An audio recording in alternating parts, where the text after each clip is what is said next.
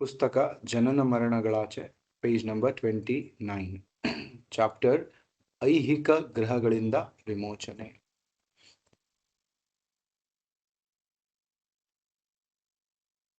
ಕೃಷ್ಣನನ್ನು ಸಮೀಪಿಸಲಿಕ್ಕೆ ಯುಕ್ತವಾದ ಮಾರ್ಗವನ್ನು ಮಾನವ ಕೋಟಿಗೆ ಭಗವಾನ್ ಚೈತನ್ಯ ಮಹಾಪ್ರಭುವರಿಯರು ಹೇಳಿಕೊಟ್ಟರು.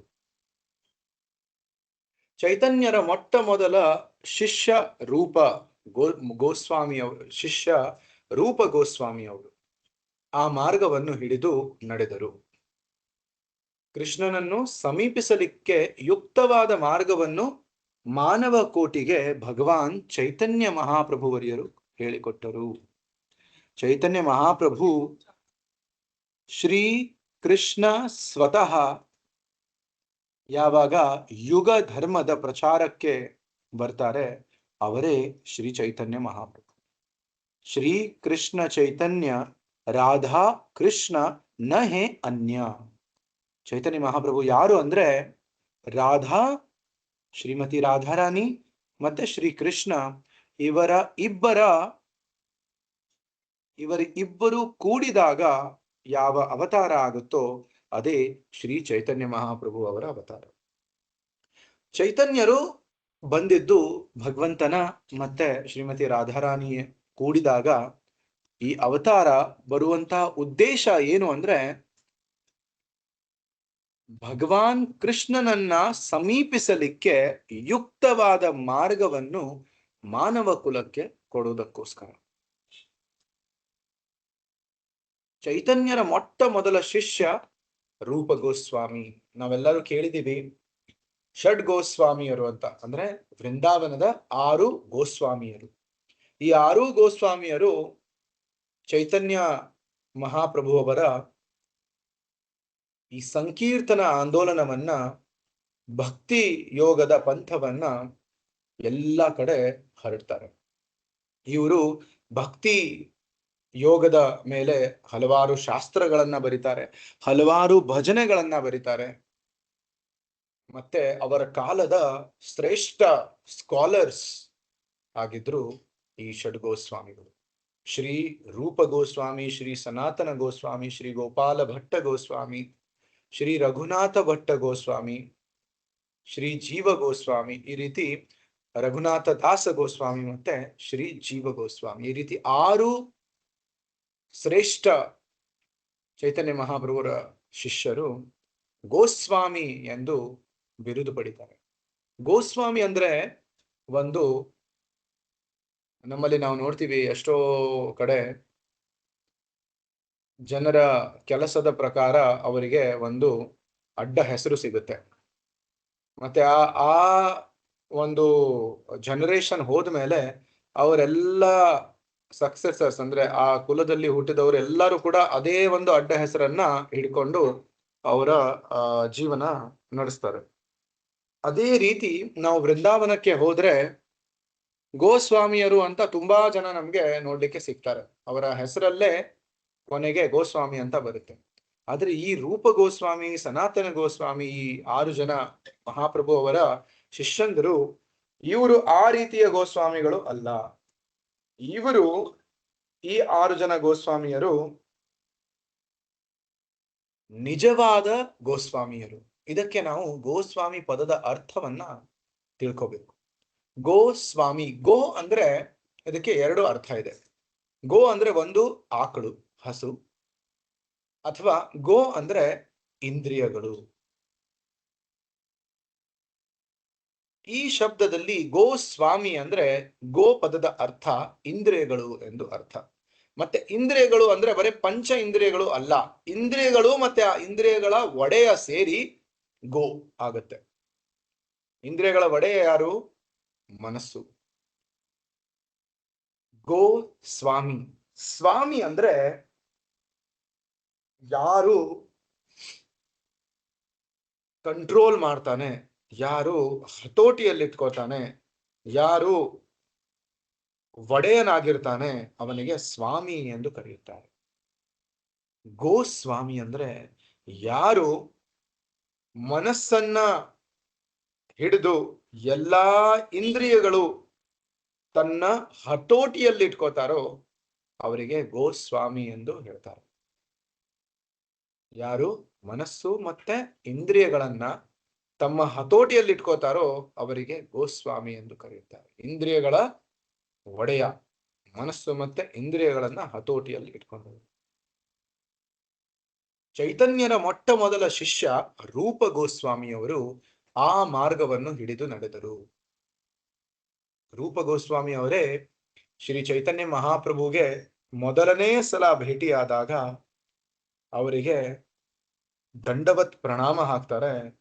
ಮತ್ತೆ ಒಂದು ಸುಂದರವಾದಂತಹ ಒಂದು ಪ್ರಾರ್ಥನೆಯನ್ನ ಅವರಿಗೆ ಸಲ್ಲಿಸ್ತಾರೆ. ಏನದು?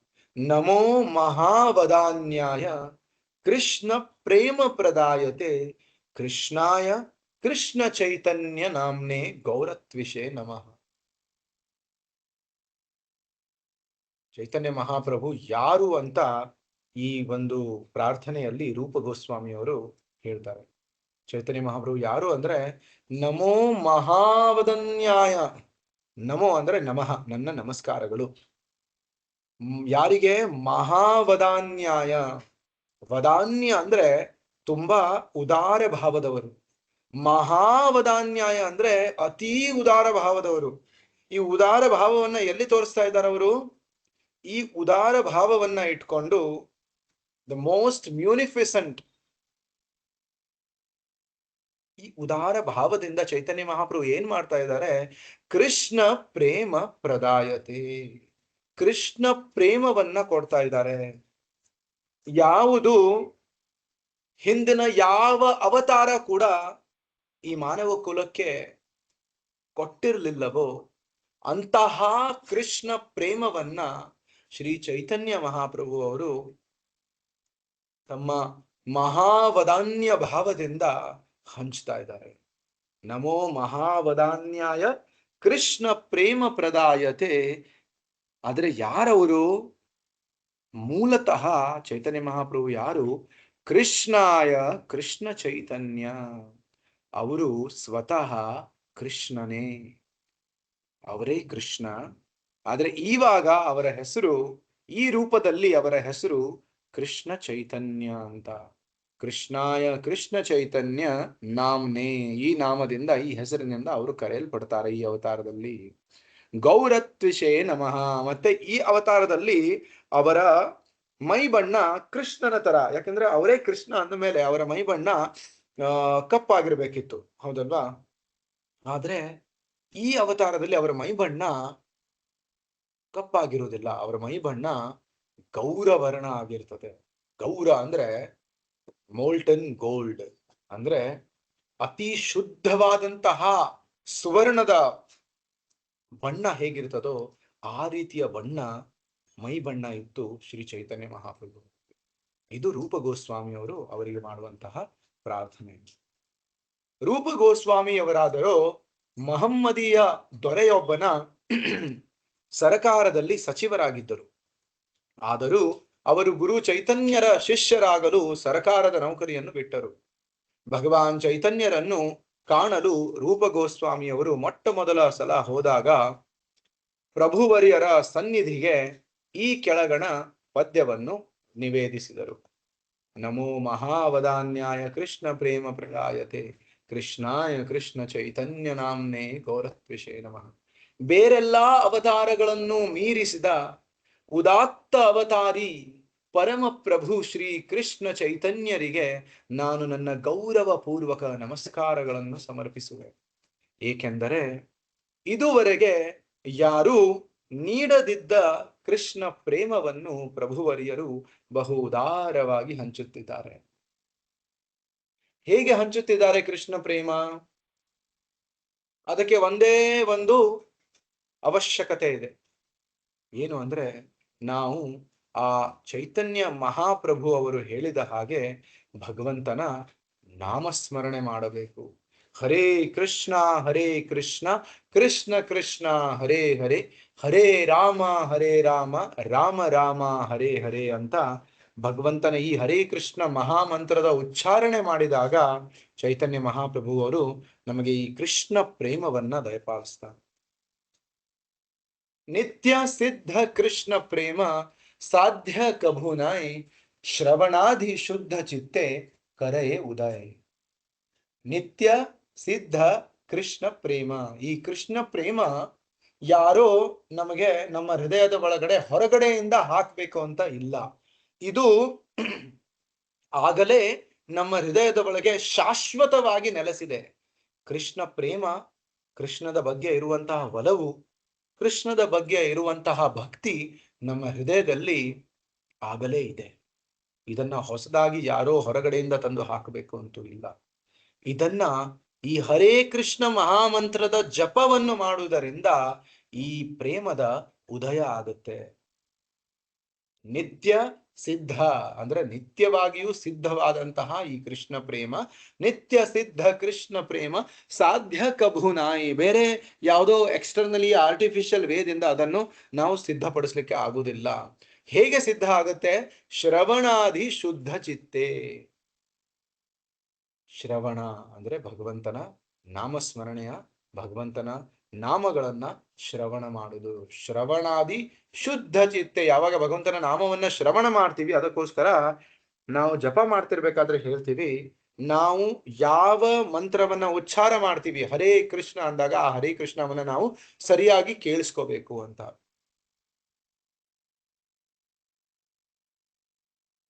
ಶ್ರವಣಾದಿ ಶುದ್ಧ ಚಿತ್ತೆ ಕರೆಯೇ ಉದಯ. ಯಾವಾಗ ಸಿನ್ಸಿಯರ್ ಆಗಿ ಪ್ರಾಮಾಣಿಕವಾಗಿ ಹರೇ ಕೃಷ್ಣ ಮಹಾಮಂತ್ರವನ್ನ ಜಪ ಮಾಡ್ತಾ ಅದನ್ನ ಕೇಳಿಸ್ಕೊತಾ ಇರ್ತೀವಿ, ನಮ್ಮ ಚಿತ್ತ ಶುದ್ಧಿ ಆಗುತ್ತೆ. ಮತ್ತೆ ಆ ಶುದ್ಧ ಚಿತ್ತದಲ್ಲಿ ಮಾತ್ರ ಕೃಷ್ಣ ಪ್ರೇಮದ ಉದಯ ಆಗುತ್ತೆ.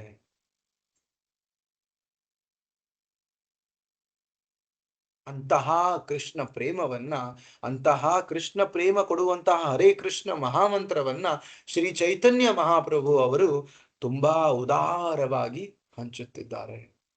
ರೂಪ ಗೋಸ್ವಾಮಿಯರು ಚೈತನ್ಯ ಮಹಾಪ್ರಭು ವರಿಯರನ್ನು ಔದಾರ್ಯ ಪೂರ್ಣರೆಂದು, ಬಹು ದೊಡ್ಡ ದಾನಿ ಎಂದು ಕರೆದರು. ಏಕೆಂದರೆ ಚೈತನ್ಯ ಮಹಾಪ್ರಭು ವರಿಯರು ಬಹು ಅಮೂಲ್ಯವಾದ ವಸ್ತುವನ್ನು, ಭಗವತ್ ಪ್ರೇಮವನ್ನು ಅತ್ಯಂತ ಕಡಿಮೆ ಬೆಲೆಗೆ ನೀಡುತ್ತಿದ್ದರು. ನಮ್ಮೆಲ್ಲರಿಗೂ ಕೃಷ್ಣ ಬೇಕು, ನಮ್ಮೆಲ್ಲರಿಗೂ ಕೃಷ್ಣ ಬೇಕು. ಕೃಷ್ಣನು ಬಹು ಆಕರ್ಷಕನಾದ ಪುರುಷ, ಅದಕ್ಕೋಸ್ಕರ ಅವನ ಹೆಸರು ಕೃಷ್ಣ ಅಂತ. ಕೃಷ್ಣ ಅಂದ್ರೆ ಎಲ್ಲರನ್ನ ಆಕರ್ಷಿಸುವನು ಕೃಷ್ಣ. ಸರ್ವಂ ಆಕರ್ಷಯತಿ ಇತಿ ಕೃಷ್ಣ. ಕೃಷ್ಣನು ಬಹು ಆಕರ್ಷಕನಾದ ಪುರುಷ, ಅತ್ಯಂತ ಮನೋಹರನು, ಮಿತಿ ಇಲ್ಲದ ಐಶ್ವರ್ಯವುಳ್ಳವನು, ಪರಮ ಶಕ್ತಿವಂತ ಹಾಗೂ ಎಣೆ ಇಲ್ಲದ ವಿದ್ವಾಂಸ. ನಾವು ಕೃಷ್ಣನಿಗಾಗಿ ಹಂಬಲಿಸುತ್ತಿರುವುದಕ್ಕೆ ಇದು ಕಾರಣ. ಪರಮ ಸುಂದರನಾದವನಿಗಾಗಿ, ಶಕ್ತಿವಂತನಿಗಾಗಿ, ವಿದ್ವಾಂಸನಾದವನಿಗಾಗಿ ಹಾಗೂ ಪೌಷ್ಕಲ್ಯ ಉಳ್ಳವನಿಗಾಗಿ ನಾವು ಹಂಬಲಿಸುತ್ತಿದ್ದೇವೆ. ಕೃಷ್ಣನು ಹಾಗೆ ನೋಡುವುದಾದ್ರೆ ನೀವು ನೋಡ್ಬಹುದು, ಎಲ್ಲರೂ ಕೂಡ ಈ ಜಗತ್ತಿನಲ್ಲಿ ಯಾರಿಗೆ ಕೃಷ್ಣನ ಬಗ್ಗೆ ಅರಿವಿದೆಯೋ, ಯಾರಿಗೆ ಕೃಷ್ಣನ ಬಗ್ಗೆ ಏನು ಗೊತ್ತಿಲ್ಲವೋ, ಎಲ್ಲರೂ ಸಾಮಾನ್ಯವಾಗಿ ಯಾವುದರ ಹಿಂದೆ ಓಡ್ತಾರೆ? ಐಶ್ವರ್ಯದ ಹಿಂದೆ ಓಡ್ತಾರೆ. ಐಶ್ವರ್ಯ ಬೇಕು, ಹೆಚ್ಚು ಹೆಚ್ಚು ಐಶ್ವರ್ಯ ಬೇಕು. ಶಕ್ತಿ ಹಿಂದೆ ಓಡ್ತಾರೆ, ನನಗೆ ಹೆಚ್ಚು ಹೆಚ್ಚು ಶಕ್ತಿ ಬೇಕು, ಹೆಚ್ಚು ಹೆಚ್ಚು ಪವರ್ ಬೇಕು. ಜ್ಞಾನದ ಹಿಂದೆ ಓಡ್ತಾರೆ, ಸೌಂದರ್ಯದ ಹಿಂದೆ ಓಡ್ತಾರೆ. ಇದು ನಿಜವಾಗಿಯೂ ನಾವು ಇವೆಲ್ಲವೂ ಕೂಡ, ಇವೆಲ್ಲದರ ಮಾಲೀಕ ಯಾರು? ಕೃಷ್ಣ. ಸೊ ನಿಜವಾದ ಅರ್ಥದಲ್ಲಿ ನಾವೆಲ್ಲರೂ ಕೂಡ ಕೃಷ್ಣನ ಹಿಂದೆನೆ ಓಡ್ತಾ ಇದ್ದೀವಿ, ಆದ್ರೆ ನಮಗೆ ನಿಜವಾದ ಕೃಷ್ಣನ ಅರಿವು ಇಲ್ಲ. ಅದಕ್ಕೋಸ್ಕರ ಮೊದಲನೆಯ ಈ ಒಂದು ಲೈನ್ ಅಲ್ಲೇ ಶಿಲ ಪ್ರಭುಪಾದರು ಹೇಳ್ತಾರೆ, ನಮಗೆಲ್ಲರಿಗೂ ಕೃಷ್ಣ ಬೇಕು. ಹೇಗೆ? ಕೆಲವೊಬ್ಬರಿಗೆ ಸಂಪತ್ತಿನ ರೂಪದಲ್ಲಿ ಕೃಷ್ಣ ಬೇಕು, ಕೆಲವೊಬ್ಬರಿಗೆ ಸೌಂದರ್ಯದ ರೂಪದಲ್ಲಿ ಕೃಷ್ಣ ಬೇಕು, ಕೆಲವೊಬ್ಬರಿಗೆ ಜ್ಞಾನದ ರೂಪದಲ್ಲಿ ಕೃಷ್ಣ ಬೇಕು, ಕೆಲವೊಬ್ಬರಿಗೆ ಜ್ಞಾನದ ರೂಪದಲ್ಲಿ, ಕೆಲವೊಬ್ಬರಿಗೆ ಶಕ್ತಿ ರೂಪದಲ್ಲಿ ಕೃಷ್ಣ ಬೇಕು, ಕೆಲವೊಬ್ಬರಿಗೆ ವೈರಾಗ್ಯದ ರೂಪದಲ್ಲಿ ಕೃಷ್ಣ ಬೇಕು. ಎಲ್ಲವೂ ಕೂಡ ಕೃಷ್ಣನೇ. ಆದ್ರೆ ಅದರಲ್ಲಿ ಎಷ್ಟೋ ಜನತೆಗೆ ನಾವು ಓಡ್ತಾ ಇರುವುದು ಯಾರ ಹಿಂದೆ ಅಂದ್ರೆ ಅದು ಕೃಷ್ಣ ಎನ್ನುವುದರ ಅರಿವು ಇರುವುದಿಲ್ಲ. ಪರಮ ಸುಂದರನಾದವನಿಗಾಗಿ, ಶಕ್ತಿವಂತನಿಗಾಗಿ, ವಿದ್ವಾಂಸನಾದವನಿಗಾಗಿ ಹಾಗೂ ಪೌಷ್ಕಲ್ಯ ಉಳ್ಳವನಿಗಾಗಿ ನಾವು ಹಂಬಲಿಸುತ್ತಿದ್ದೇವೆ. ಕೃಷ್ಣನು ಈ ಎಲ್ಲದರ ನಿಧಿ.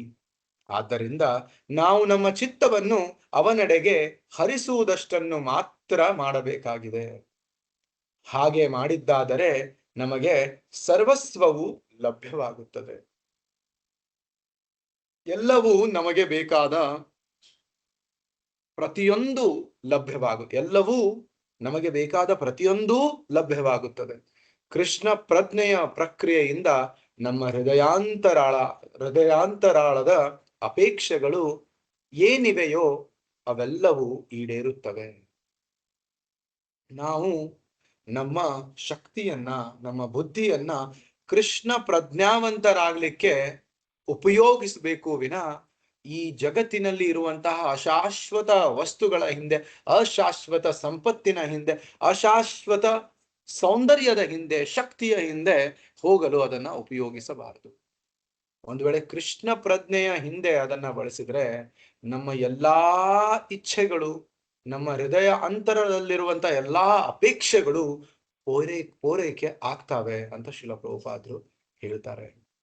ಕೃಷ್ಣನ ಇನ್ನೊಂದು ಹೆಸರು ಸರ್ವ ಕಾಮ ದುಘಾಮಹಿ. ಕೃಷ್ಣನ ಇನ್ನೊಂದು ಹೆಸರೇನು? ಸರ್ವ ಕಾಮ ದುಘಾಮಹಿ. ಅಂದ್ರೆ ಕೃಷ್ಣ ಪ್ರತಿಯೊಂದು ಆಸೆಯನ್ನ ಪೂರೈಸ್ತಾನೆ. ಪ್ರತಿಯೊಂದು ಆಸೆಯನ್ನ ಕೃಷ್ಣ ಪೂರೈಸ್ತಾನೆ. ಅದಕ್ಕೋಸ್ಕರ ಕೃಷ್ಣನ ಇನ್ನೊಂದು ಹೆಸರು ಸರ್ವ ಕಾಮ ದುಘಾಮಹಿ. ಈ ಮೊದಲು ಹೇಳಲಾಗಿರುವಂತೆ ಕೃಷ್ಣ ಪ್ರಜ್ಞೆಯಲ್ಲಿದ್ದುಕೊಂಡು ಮೃತನಾಗುವ ವ್ಯಕ್ತಿಗೆ ಕೃಷ್ಣ ಲೋಕಕ್ಕೆ, ಕೃಷ್ಣನು ವಾಸಿಸುತ್ತಿರುವ ಪರಂಧಾಮಕ್ಕೆ ಪ್ರವೇಶ ಸಿಗುವುದು ಶತಸಿದ್ಧ ಆಯಿತು. ಈ ಕೃಷ್ಣ ಲೋಕಕ್ಕೆ ಹೋಗುವುದರಿಂದ ನಮಗೆ ಬರುವ ಲಾಭ ಏನು ಎಂದು ಯಾರಾದರೂ ಪ್ರಶ್ನಿಸಬಹುದು, ಹೌದಲ್ವಾ? ಸಹಜವಾಗಿ ಈ ಪ್ರಶ್ನೆ ನಮ್ಮ ಮನಸ್ಸಲ್ಲಿ ಬರ್ತದೆ. ಪ್ರಶ್ನೆ ಏನು? ನಾವು ಕೃಷ್ಣ ಲೋಕಕ್ಕೆ ಹೋದರೆ ನಮಗೇನು ಲಾಭ ಎಂದು ಪ್ರಶ್ನೆ. ನಾವು ಕೃಷ್ಣ ಲೋಕಕ್ಕೆ ಹೋದರೆ ನಮಗೆ ಏನು ಲಾಭ? ಈ ಪ್ರಶ್ನೆ ನಮ್ಮ ಮನಸ್ಸಲ್ಲಿ ಬರಬಹುದು. ಈ ಪ್ರಶ್ನೆಗೆ ಕೃಷ್ಣನೇ ಹೀಗೆ ಉತ್ತರ ಹೇಳಿದ್ದಾನೆ. ಮಾಮುಪೇತ್ಯ ಪುನರ್ಜನ್ಮ ದುಃಖಾಲಯಮ ಶಾಶ್ವತಂ ನಾಪ್ನುವಂತಿ ಮಹಾತ್ಮಾನಃ ಸಂಸಿದ್ಧಿಂ ಪರಮಾಂ ಗತಾಃ. ಇದನ್ನ 8ನೇ ಅಧ್ಯಾಯದಲ್ಲಿ ಶ್ರೀಕೃಷ್ಣ ಹೇಳ್ತಾನೆ. ಭಕ್ತಿ ಯೋಗಿಗಳಾದ ಮಹಾತ್ಮರು ನನ್ನನ್ನು ಸೇರಿದ ಬಳಿಕ ಯಾತನೆಗಳಿಂದ ತುಂಬಿ ಹೋಗಿರುವ ಈ ಅಶಾಶ್ವತ ಜಗತ್ತಿಗೆ ಪುನಃ ಮರಳಿ ಬರುವುದಿಲ್ಲ. ಏಕೆಂದರೆ ಅವರು ಆಗಾಗಲೇ ಪರಮ ಸಿದ್ಧಿಯನ್ನು ಗಳಿಸಿಬಿಟ್ಟಿರುತ್ತಾರೆ. ಇದು ಭಗವದ್ಧಾಮಕ್ಕೆ, ಕೃಷ್ಣನ ಲೋಕಕ್ಕೆ ಹೋಗುವ ಪ್ರಯೋಜನ. ಒಂದು ವೇಳೆ ಭಗವಂತನ ಆ ಪರಂಧಾಮಕ್ಕೆ ನಾವು ಸೇರಿಕೊಂಡರೆ ಈ ಜನ್ಮದಲ್ಲಿ ಭಗವಂತನಿಗೆ ಶರಣಾಗಿ ಭಗವಂತನ ಭಕ್ತಿಪೂರ್ವಕ ಪ್ರೇಮಪೂರ್ವಕ ಸೇವೆಯನ್ನು ಮಾಡಿ ಕೊನೆಯ ಕಾಲದಲ್ಲಿ ದೇಹ ಬಿಡುವ ಸಮಯದಲ್ಲಿ ಭಗವಂತಂದೇ ಧ್ಯಾನದಲ್ಲಿ ಇದ್ದುಕೊಂಡು ದೇಹ ಬಿಟ್ಟರೆ ನಾವು ಭಗವದ್ಧಾಮಕ್ಕೆ ಖಂಡಿತ ಹೋಗ್ತೀವಿ. ಮತ್ತೆ ಭಗವದ್ಧಾಮಕ್ಕೆ ಹೋದರೆ ನಾವು ಈ ಅಶಾಶ್ವತ ಯಾತನೆಗಳಿಂದ ತುಂಬಿರುವಂತಹ ಈ ಜಗತ್ತಿಗೆ ನಾವು ಪುನಃ ಮರಳಿ ಬರುವುದಿಲ್ಲ. ಯಾಕೆಂದ್ರೆ ಕೃಷ್ಣ ಹೇಳ್ತಾನೆ, ಯಾರು ಅವನ ಧಾಮಕ್ಕೆ ಹೋಗ್ತಾರೆ ಅವರು ಮರಳಿ ಬರುವುದಿಲ್ಲ. ಯದ್ ಗತ್ವಾ ನ ನಿವರ್ತಂತೆ ತದ್ಧಾಮ ಪರಮಂ ಮಮ.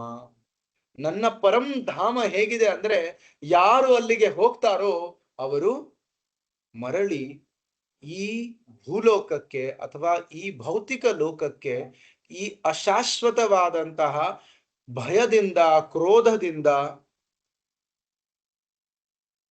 ದುಃಖದಿಂದ ತುಂಬಿರುವಂತಹ ಈ ಲೋಕಕ್ಕೆ ಅವರು ಮರಳಿ ಬರುವುದಿಲ್ಲ.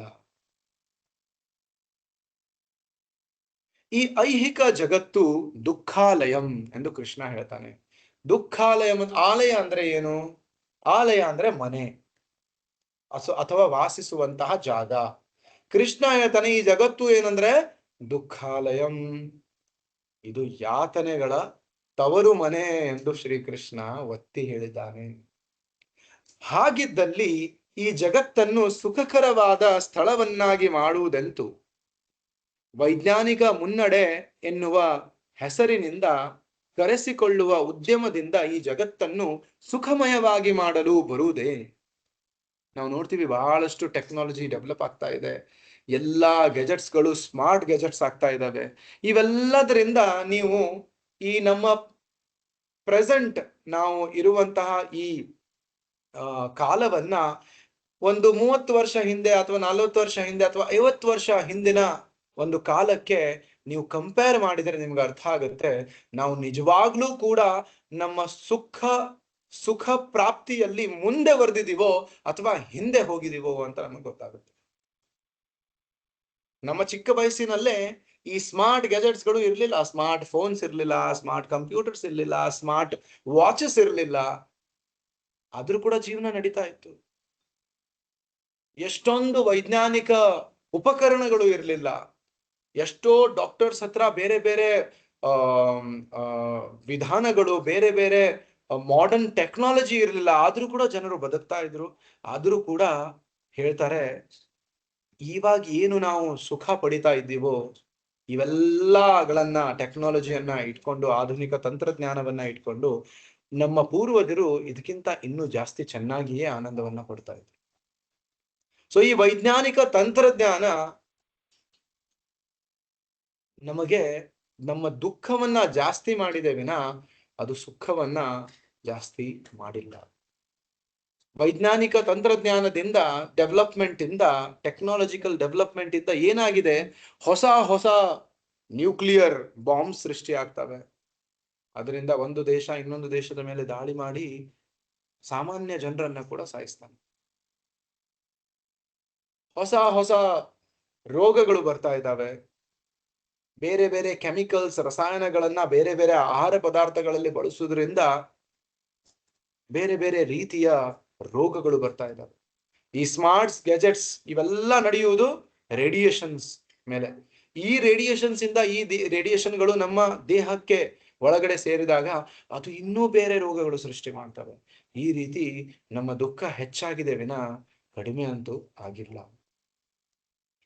ವೈಜ್ಞಾನಿಕ ಮುನ್ನಡೆ ಎನ್ನುವ ಹೆಸರಿನಿಂದ ಕರೆಸಿಕೊಳ್ಳುವ ಉದ್ಯಮದಿಂದ ಈ ಜಗತ್ತನ್ನು ಸುಖಮಯವಾಗಿ ಮಾಡಲು ಬರುವುದೇ ಇಲ್ಲ, ಅದಂತೂ ಸಾಧ್ಯವಿಲ್ಲ. ವಿಜ್ಞಾನದ ಮುನ್ನಡೆಯ ಪರಿಣಾಮವಾಗಿ ಈಗ ಆಗಿರುವುದೇನೆಂದರೆ, ನಮ್ಮನ್ನು ಬಾಧಿಸುತ್ತಿರುವ ಯಾತನೆಗಳು ಯಾವುವು ಎಂಬುದು ಕೂಡ ನಮಗೆ ಗೊತ್ತಿಲ್ಲದಾಗಿದೆ. ಈ ಮೊದಲು ಹೇಳಲಾಗಿರುವಂತೆ ಹುಟ್ಟು, ಮುಪ್ಪು, ರೋಗ ಹಾಗೂ ಮೃತ್ಯು ಇವು ನಮಗಿರುವ ಯಾತನೆಗಳು. ಶಾಸ್ತ್ರದ ಪ್ರಕಾರ ಜನ್ಮ, ಮೃತ್ಯು, ಜರಾ, ವ್ಯಾಧಿ, ದುಃಖ, ದೋಷಾನುದರ್ಶನಂ. ನಿಜವಾದ ಬುದ್ಧಿವಂತ ವ್ಯಕ್ತಿ ಯಾರು ಅಂದ್ರೆ, ಯಾರು ಈ 4 ಸಮಸ್ಯೆಗಳನ್ನ ಜೀವನದ ನಿಜವಾದ ಸಮಸ್ಯೆ ಎಂದು ಅರ್ಥ ಮಾಡ್ಕೋತಾನೆ. ಯಾವುದು 4 ಸಮಸ್ಯೆಗಳು? ಹುಟ್ಟು, ಮುಪ್ಪು, ರೋಗ ಮತ್ತೆ ಮೃತ್ಯು. ಈ ಸಮಸ್ಯೆಗಳಿಗೆ ನಾವು ಪರಿಹಾರ ಕಂಡು ಹಿಡಿಯಲಾರೆವು. ಹೀಗಾಗಿ ಇವುಗಳನ್ನು ಬದಿಗೆ ಸರಿಸುತ್ತೇವೆ. ನಮ್ಮನ್ನು ಸದಾ ಕಾಡುತ್ತಿರುವ ಈ ಪಿಡುಗುಗಳನ್ನು ಪರಿಹರಿಸುವ ಶಕ್ತಿ ವಿಜ್ಞಾನಕ್ಕೆ ಇಲ್ಲ. ಆದ್ದರಿಂದಲೇ ವಿಜ್ಞಾನಿಗಳು ನಮ್ಮ ಗಮನವನ್ನು ಗಗನ ನೌಕೆಗಳತ್ತ ಅಥವಾ ಅಣು ಬಾಂಬುಗಳತ್ತ ಹರಿಸುತ್ತಾರೆ. ಹುಟ್ಟು ಮುಂತಾದರ ಸಮಸ್ಯೆಗಳಿಗೆ ಉತ್ತರವನ್ನು ಭಗವದ್ಗೀತೆಯಲ್ಲಿ ನೀಡಲಾಗಿದೆ. ವ್ಯಕ್ತಿಯು ಕೃಷ್ಣನ ನೆಲೆಗೆ ಸಂದರೆ ಹುಟ್ಟು ಸಾವುಗಳಿರುವ ಈ ಭೂಮಿಗೆ ಪುನಃ ಮರಳಿ ಬರಬೇಕಾದ್ದಿಲ್ಲ.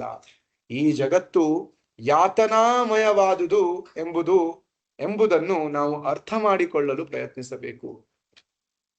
ಇದನ್ನ ಅರ್ಥ ಮಾಡಿಕೊಳ್ಳಲು ಕೆಲಮಟ್ಟಿನ ವಿಕಸಿತ ಪ್ರಜ್ಞೆ ಬೇಕಾಗುತ್ತದೆ. ಬೆಕ್ಕು, ನಾಯಿ, ಹಂದಿಗಳಾದರೂ ತಾವು ಯಾತನಾ ಪೀಡಿತರಾಗಿರುವುದನ್ನು ಅರ್ಥ ಮಾಡಿಕೊಳ್ಳಲು ಸಾಧ್ಯ ಇಲ್ಲ. ಮನುಷ್ಯನನ್ನು ವಿಚಾರವಂತ ಜೀವಿ ಎಂದು ಕರೆಯಲಾಗಿದೆ, ರ್ಯಾಷನಲ್ ಆನಿಮಲ್ ಅಂತ ಹೇಳಲಾಗಿದೆ.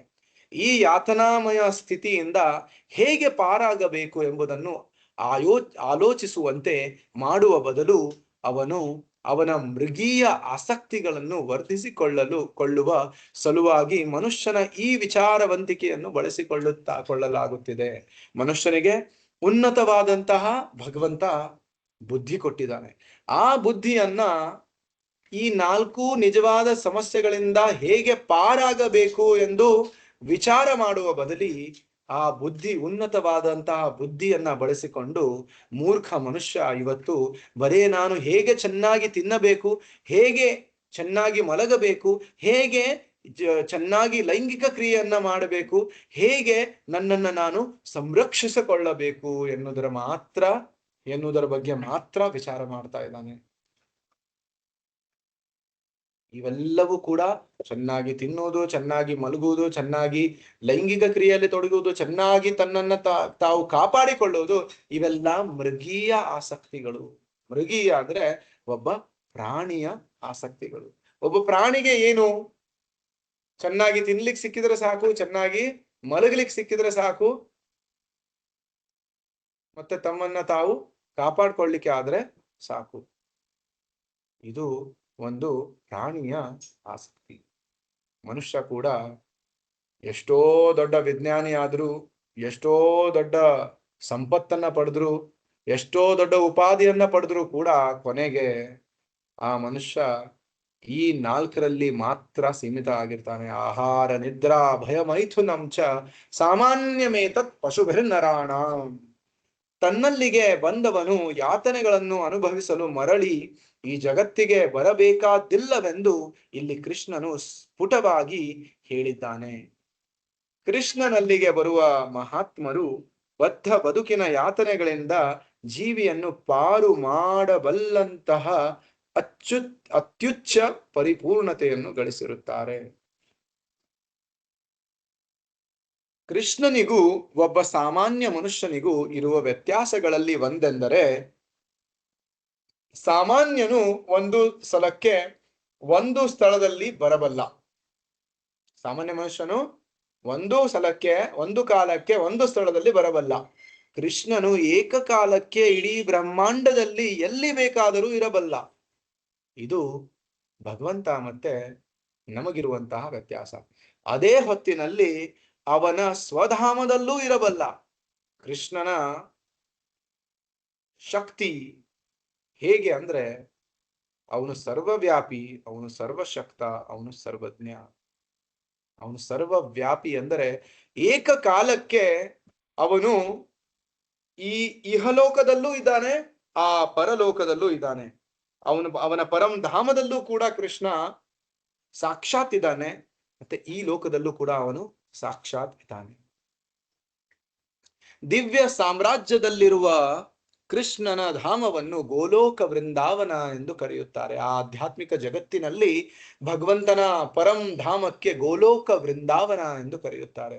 ಭರತ ಖಂಡದಲ್ಲಿರುವ ಇಂದಿನ ವೃಂದಾವನವು ಗೋಲೋಕದಿಂದ ಇಳಿದು ಬಂದಿರುವ ಅದೇ ವೃಂದಾವನವೇ. ಯಾಕೆಂದ್ರೆ ಶ್ರೀಕೃಷ್ಣ ಈ ಇಹಲೋಕಕ್ಕೆ, ಈ ಭೂಲೋಕಕ್ಕೆ ಬರಬೇಕಾದರೆ ಅವನು ಈ ಸಾಧಾರಣವಾದಂತಹ ಸೃಷ್ಟಿಯ ಮೇಲೆ ತನ್ನ ಕಾಲು ಇಡುವುದಿಲ್ಲ. ಅವನು ತನ್ನ ಧಾಮವನ್ನೇ ಇಲ್ಲಿ ಕರ್ಕೊಂಡು ಬರ್ತಾನೆ. ಇಂದಿನ ವೃಂದಾವನವು ಗೋಲೋಕದಿಂದ ಇಳಿದು ಬಂದಿರುವ ಅದೇ ವೃಂದಾವನವೇ.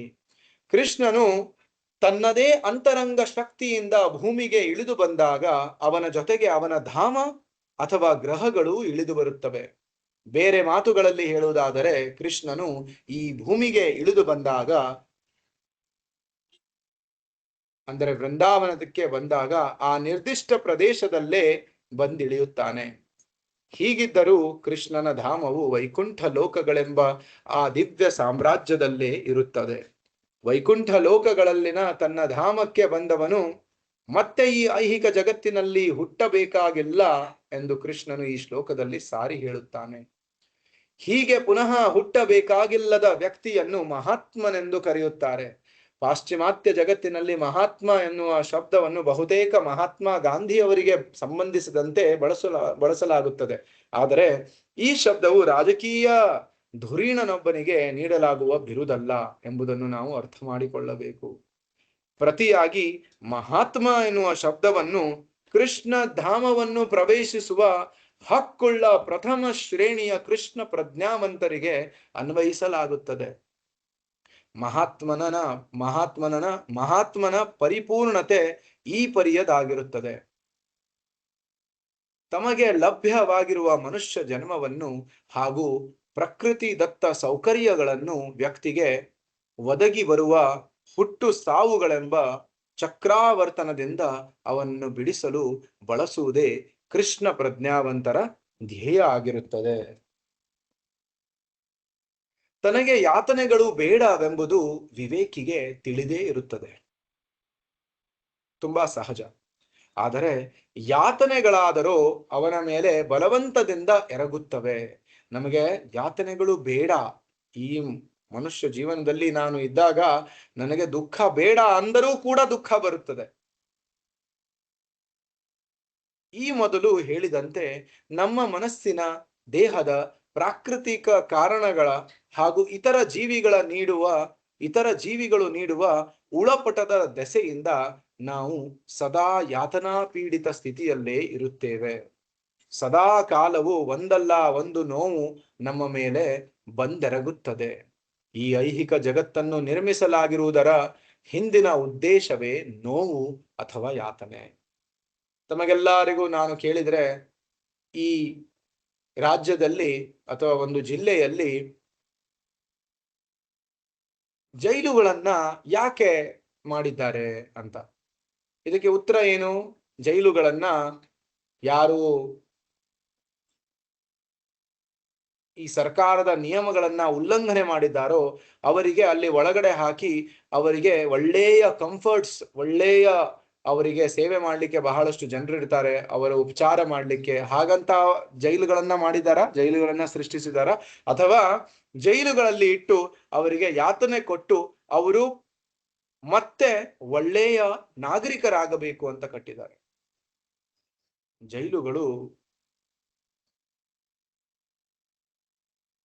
ಒಬ್ಬ ತಪ್ಪು ಮಾಡಿದಂತಹ ವ್ಯಕ್ತಿಯನ್ನ ಸರಿಪಡಿಸ್ಲಿಕ್ಕೆ ಮಾಡಿರುವಂತಹ ಒಂದು ಸ್ಥಾನ.